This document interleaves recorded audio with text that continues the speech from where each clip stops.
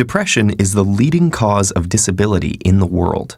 In the United States, close to 10% of adults struggle with depression.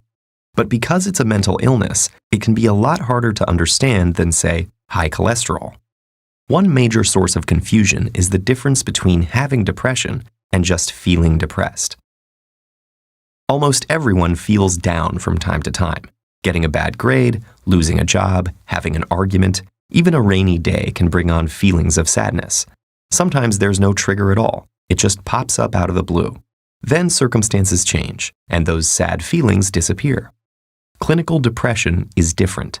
It's a medical disorder, and it won't go away just because you want it to. It lingers for at least 2 consecutive weeks and significantly interferes with one's ability to work, play, or love.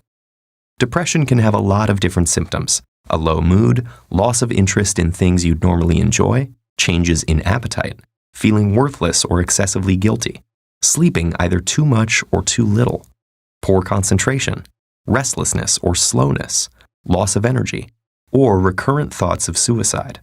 If you have at least 5 of those symptoms, according to psychiatric guidelines, you qualify for a diagnosis of depression. And it's not just behavioral symptoms. Depression has physical manifestations inside the brain. First of all, there are changes that could be seen with the naked eye and X-ray vision. These include smaller frontal lobes and hippocampal volumes. On a more micro scale, depression is associated with a few things: the abnormal transmission or depletion of certain neurotransmitters, especially serotonin, norepinephrine, and dopamine, blunted circadian rhythms, or specific changes in the REM and slow wave parts of your sleep cycle, and hormone abnormalities, such as high cortisol and deregulation of thyroid hormones. But neuroscientists still don't have a complete picture of what causes depression.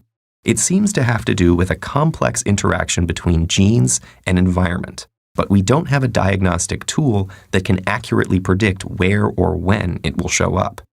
And because depression's symptoms are intangible, it's hard to know who might look fine but is actually struggling.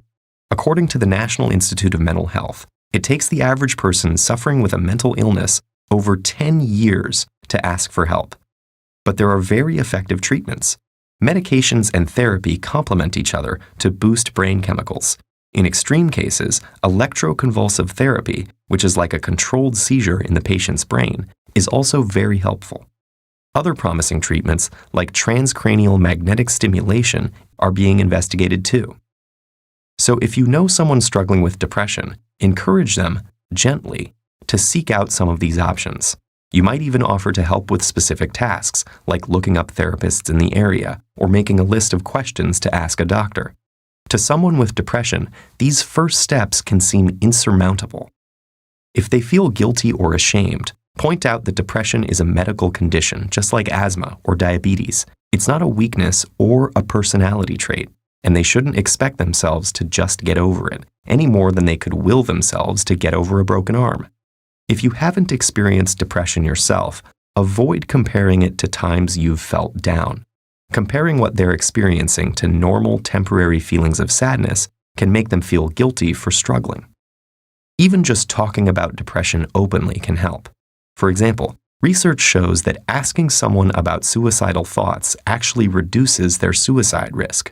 Open conversations about mental illness help erode stigma and make it easier for people to ask for help. And the more patients seek treatment, the more scientists will learn about depression, and the better the treatments will get. Why do I try?